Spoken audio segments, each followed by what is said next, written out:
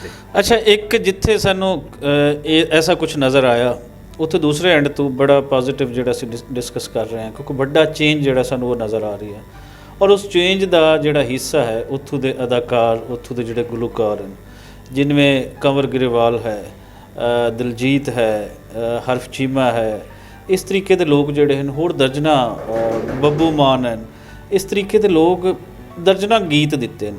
ਹੁਣ ਅੱਗੇ ਇਸ ਦੇਖਦੇ ਹਾਂ ਤੇ ਪੰਜਾਬ ਹੋਵੇ ਜਾਂ ਕੋਈ ਵੀ ਹੋਵੇ, ਜਿੱਥੇ ਲੋਕਾਂ ਦੀ ਹਿਸਟਰੀ ਅਸੀਂ ਵੇਖਾਂਗੇ ਤੇ ਉਹ ਜੋ ਗੀਤਾਂ ਰਾਹੀਂ ਅੱਗੇ ਆਈ ਹੈ। ਹੁਣ ਸਾਡੇ ਕੋਲ ਇੱਥੇ ਭਗਤ ਦੇ ਨਾਮ ਦੀਆਂ ਵਾਰਾਂ, ਰਾਏ ਅਹਿਮਦ ਖਾਂ ਖਰਲ ਦੇ ਨਾਮ ਦੀਆਂ ਵਾਰਾਂ, ਸਾਡੇ ਕੋਲ ਉਹ ਹਿਸਟਰੀ ਦਾ ਉਹੀ ਚੈਪਟਰ ਹੈ ਜਿਹਦੇ 'ਤੇ ਸਾਨੂੰ ਪਤਾ ਹੈ ਕਿ ਇਹ ਇੱਕ ਸੱਚ ਪੰਜਾਬੀਆਂ ਦਾ ਹੈ, ਇੱਕ ਹੁਰੀਅਤ ਪਸੰਦੀ ਦਾ। ਇਹਨਾਂ ਨੂੰ ਕਿਵੇਂ ਦੇਖਦੇ ਹੋ ਕਿ ਜਿਹੜਾ ਇਹਨਾਂ ਹਿਸਟਰੀ ਦੇ ਵਿੱਚ ਕੰਟਰੀਬਿਊਟ ਕੀਤਾ ਹੈ ਔਰ ਆਪਣੇ ਕਿਸਾਨਾਂ ਦੇ ਨਾਲ ਖੜੇ ਹਨ, ਇਹ ਕਿਸ ਤਰੀਕੇ ਤੱਕ ਇਹ ਜਿਹੜੀ ਮੂਵਮੈਂਟ ਹੈ ਉਹਨੂੰ ਕਾਮਯਾਬ ਬਣਾ ਰਹੇ? ਅੱਛਾ, ਮੈਂ ਇਸ ਦੇ ਉੱਤੇ ਥੋੜ੍ਹਾ ਜਿਹਾ ਆਪਣੇ ਪੰਜਾਬੀਆਂ ਤੋਂ ਬਹੁਤ ਜ਼ਿਆਦਾ ਮਾਯੂਸ ਹਾਂ। ਇੱਥੇ ਸਾਡੇ ਪੰਜਾਬੀਆਂ ਨੇ ਕੋਈ ਕਿਸੇ ਕਿਸਮ ਦਾ ਅੰਦੋਲਨ ਦੀ ਤਿਆਰੀ ਨਹੀਂ ਕੀਤੀ। ਕਦੀ ਕੋਈ ਐਸੀ ਚੀਜ਼ ਜਿਹੜੀ ਕਿ ਇਸ ਤਰ੍ਹਾਂ ਕਾਰਪੋਰੇਟਰ ਸੈਕਟਰ ਦੇ ਖਿਲਾਫ ਜਾਂ ਜ਼ਿਆਦਤੀ ਕਰਨ ਵਾਲੇ ਖਿਲਾਫ ਜਾਂ ਸਾਡੇ ਹਕੂਕ ਸਲਬ ਕਰਨ ਵਾਲੇ ਦੇ ਖਿਲਾਫ ਕਦੀ ਕਿਸੇ ਨੇ ਕੁਝ ਨਹੀਂ ਲਿਖਿਆ। ਮਾफ़ ਕਰਨਾ, ਇਸ ਤਰ੍ਹਾਂ ਦੇ ਉਹ ਬਹੁਤ ਘੱਟ ਇੱਕ ਅੱਧਾ ਬੰਦਾ ਜਿਹੜਾ ਹੈ ਉਹ ਲਿਖੇਗਾ ਤਾਂ ਆਪਣੀ ਭੁੱਖ ਤੋਂ ਜਿਹੜਾ ਹੈ ਮਾੜਾ ਮੋਟਾ ਲਿਖ ਲਏਗਾ। ਉੱਥੇ ਲਗਾਤਾਰ ਜਿਹੜਾ ਹੈ ਇਸ ਦੇ ਖਿਲਾਫ ਲਿਖਿਆ ਜਾ ਰਿਹਾ ਸੀ, ਇਸ ਚੀਜ਼ ਦੇ ਖਿਲਾਫ ਲਿਖਿਆ ਜਾ ਰਿਹਾ ਸੀ। ਮਸਲ ਮੈਂ ਤੁਹਾਨੂੰ ਉਸ ਦੇ ਵਿੱਚ ਜਿਹੜਾ ਕਾਰਪੋਰੇਟਰ ਸੈਕਟਰ ਦੇ ਖਿਲਾਫ ਛੋਟੇ ਵੱਡੇ ਰੱਬ ਦੇ ਨਾਂ ਤੋਂ ਇੱਕ ਕਹਾਣੀ ਆਈ ਹੈ, ਪੂਰੀ ਦੁਨੀਆ ਦੇ ਵਿੱਚ ਉਸ ਕਹਾਣੀ ਨੂੰ ਹਰ ਜ਼ੁਬਾਨ 'ਚ ਛਾਪਿਆ ਗਿਆ, ਲੇਕਿਨ ਪਾਕਿਸਤਾਨ ਦੇ ਵਿੱਚ ਉਸ ਨੂੰ ਕੋਈ ਉਹ ਨਹੀਂ ਮਿਲ ਸਕੀ ਹੈ, ਕਿਉਂਕਿ ਇਹ ਜਿਹੜਾ ਹੈ ਇਸ ਤਰ੍ਹਾਂ ਦਾ ਨੁਕਸਾਨ ਹੋਇਆ। ਪਾਕਿਸਤਾਨ ਦੀ ਅਗਰ ਤੁਸੀਂ ਮੁਆਜ਼ਨਾ ਕਰ ਰਹੇ ਹੋ ਦੋਵੇਂ ਪੰਜਾਬਾਂ ਦੇ ਵਿੱਚ, ਤਾਂ ਇੱਥੇ ਲਖਾਰੀ ਨੇ ਸਾਨੂੰ ਜਿਹੜਾ ਹੈ ਇੱਕ ਮਖਸੂਸ ਕਲਾਸੀਕਲ ਚੀਜ਼ਾਂ ਦੇ ਵਿੱਚ ਰੱਖਿਆ ਹੋਇਆ ਹੈ, ਉਸ ਤੋਂ ਬਾਹਰ ਕੱਢਣ ਦੀ ਕੋਸ਼ਿਸ਼ ਨਹੀਂ ਕਰ ਰਿਹਾ। ਨਵੀਂ ਚੀਜ਼ਾਂ ਜਿਹੜੀਆਂ ਆ ਰਹੀਆਂ ਨੇ, ਨਵੀਆਂ ਕਵਿਤਾਵਾਂ ਦੇ ਵਿੱਚ ਨਵੇਂ ਸਾਡੇ ਮਸਾਇਲ ਦੀ ਗੱਲ ਕੀਤੀ ਗਈ ਹੈ। ਅਸੀਂ ਅਗਰ ਹੁਣ ਵੀ ਬਾਬਰ ਬਾਣੀ ਦੇ ਉੱਤੇ ਹੀ ਜਿਹੜਾ ਹੈ ਉਹਦੇ ਵਿੱਚ ਉਹਨਾਂ ਨੂੰ ਇਲਜ਼ਾਮ ਠਹਿਰਾਉਣ ਦੀ ਗੱਲ ਕਰਦੇ ਹਾਂ, ਅੱਗੇ ਵਾਲੇ ਜਿਹੜੇ ਬਾਬਰ ਨੇ, ਅੱਗੇ ਵਾਲੇ ਜਿਹੜੇ ਨਾਨਕ ਨੇ, ਜਿਹੜੇ ਪਹਿਲੂ ਤੋਂ ਅਸੀਂ ਜਿਹੜੇ ਸਾਡੇ ਮਸਾਇਲ ਨੇ ਉਸ ਦੀ ਗੱਲ ਕਰਦੇ ਨੇ, ਉਹ ਇਸ ਪੰਜਾਬ ਦੇ ਵਿੱਚ ਨਜ਼ਰ ਨਹੀਂ ਆ ਰਿਹਾ। ਕਿਸੇ ਪਾਸੋਂ ਵੀ ਕੋਈ ਐਸੀ ਚੀਜ਼ ਨਜ਼ਰ ਨਹੀਂ ਆ ਰਹੀ ਹੈ ਕਿ ਜਿਹੜੀ ਸਾਨੂੰ ਸਾਡੇ ਵਾਸਤੇ ਸ਼ਊਰ ਦਾ ਰਸਤਾ ਹੋਵੇ, ਜਿਹੜੇ ਸਾਡੇ ਵਾਸਤੇ ਮਸ਼ਲੇ ਰਾਹ ਹੋਵੇ, ਉਹ ਨਜ਼ਰ ਨਹੀਂ ਆ ਰਿਹਾ। ਹਿੰਦੁਸਤਾਨੀ ਪੰਜਾਬ ਦੇ ਵਿੱਚ ਹਮੇਸ਼ਾ ਸ਼ਊਰ ਦੀ ਗੱਲ ਕੀਤੀ। ਅਗਰ ਤੁਸੀਂ 66 ਵਿੱਚ ਵੇਖੋ, 66 ਵਿੱਚ ਪੰਜਾਬੀ ਮੋਰਚਾ ਲੱਗਾ ਵਾ।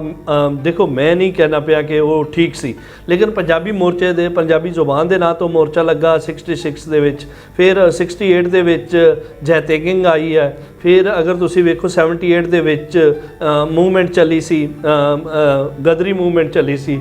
81 ਦੇ ਵਿੱਚ ਬੇਸ਼ੱਕ ਜੋ ਤੁਸੀਂ ਮਰਜ਼ੀ ਨਾ ਦੇ ਦਿਓ ਪੰਜਾਬ ਦੀ ਹੋਮਲੈਂਡ ਵਾਸਤੇ, ਚਾਹੇ ਉਹ ਖਾਲਿਸਤਾਨ ਦੇ ਦਿਓ, ਚਾਹੇ ਉਹ ਪੰਜਾਬ ਵੀ ਦੇ ਦਿਓ, ਚਾਹੇ ਉਹ ਉਸ ਨੂੰ ਬਹੁਤ ਸਾਰੀਆਂ ਹੋਰ ਨਾਵਾਂ ਤੋਂ ਪੁਕਾਰਿਆ ਜਾ ਰਿਹਾ ਸੀ, ਸਿੱਖ ਹੋਮਲੈਂਡ, ਉਹਦੀ ਗੱਲ ਹੋਈ। 84 ਦੇ ਵਿੱਚ ਜਿਹੜਾ ਇਹ ਕੇਂਦਰ ਸੀ, ਪੰਜਾਬੀਆਂ ਦਾ ਮਹਾਨ ਕੇਂਦਰ ਸੀ, ਜਿਸ ਦੀ ਨੀਂਹ ਪੱਥਰ ਜਿਹੜਾ ਹੈ ਉਹ ਹਜ਼ਰਤ ਮੀਆਂ ਮੀਰ ਜੀ ਨੇ ਰੱਖਿਆ, ਉਸ ਦੇ ਉੱਤੇ ਕਾਰਪੋਰੇਟਰ ਸੈਕਟਰ ਦਾ, ਫਿਰ ਕਹਾਂਗਾ ਉਹ ਅਟੈਕ ਕਾਰਪੋਰੇਟਰ ਸੈਕਟਰ ਦਾ ਸੀ, ਉਹ ਹਿੰਦੁਸਤਾਨੀ ਸਰਕਾਰ ਦਾ ਨਹੀਂ ਸੀ, ਉਹ ਕਾਰਪੋਰੇਟਰ ਸੈਕਟਰ ਨੇ ਅਟੈਕ ਕੀਤਾ ਸੀ। ਔਰ ਉਹਨੇ ਹਮੇਸ਼ਾ ਇਹਨਾਂ ਕੇਂਦਰਾਂ ਨੂੰ ਇਹਨਾਂ ਚੀਜ਼ਾਂ ਤੋਂ ਇਸ ਕਰਕੇ ਅਟੈਕ ਕੀਤਾ ਹੈ ਕਿ ਇੱਥੋਂ ਆਵਾਜ਼ ਉੱਠਦੀ ਜਾ ਰਹੀ ਹੈ। ਪਹਿਲੇ ਧਰਮੀ ਅਸਥਾਨਾਂ ਤੋਂ ਉੱਤੇ ਬਹੁਤ ਜ਼ਿਆਦਾ ਆਵਾਜ਼ ਉੱਠੀ ਹੈ। ਅਸੀਂ 100 ਸਾਲਾ ਮਨਾ ਰਹੇ ਹਾਂ ਨਨਕਾਣਾ ਸਾਹਿਬ ਦੇ ਸਾਕੇ ਦਾ, ਨਨਕਾਣਾ ਸਾਹਿਬ ਦੇ ਉਸ ਐਕਸੀਡੈਂਟ ਦਾ 1921 ਦਾ 100 ਸਾਲਾ ਮਨਾ ਰਹੇ ਹਾਂ।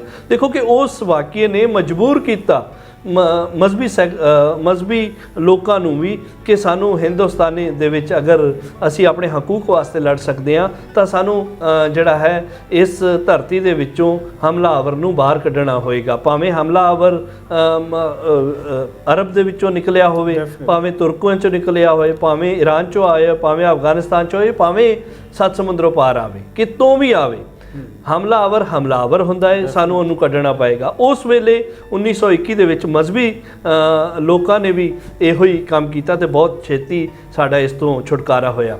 ਤੁਸੀਂ ਜਿਹੜੀ ਗੱਲ ਕਰ ਰਹੇ ਹੋ ਕਿ ਦੇਖੋ, ਮੈਂ ਪਹਿਲੇ ਹੀ ਕਹਿ ਚੁੱਕਿਆ ਕਿ ਗੀਤਕਾਰ ਹੋਣ, ਚਾਹੇ ਉਹ ਧਰਮੀ ਲੋਕ ਹੋਣ। ਮੈਂ ਗਿਆਨੀ ਪਿੰਦਰਪਾਲ ਸਿੰਘ ਨੂੰ ਵੀ ਉਹਦੇ ਵਿੱਚ ਜਾਂਦਿਆਂ ਵੇਖਿਆ ਹੋਇਆ।